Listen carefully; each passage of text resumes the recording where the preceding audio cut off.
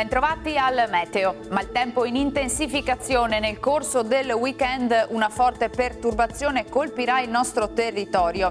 Nel dettaglio la situazione di sabato 3 ottobre.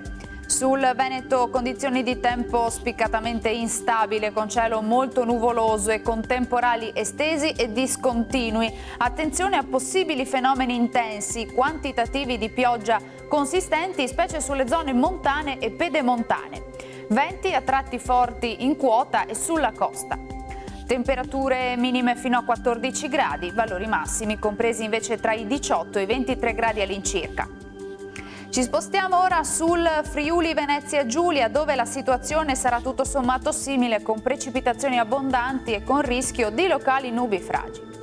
Temperature minime tra 11 e 16 gradi, massime invece sui 21-23 gradi.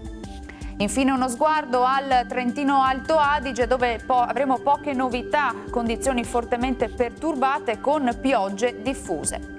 Temperature minime sui 9 gradi, massime sui 18-19 gradi all'incirca.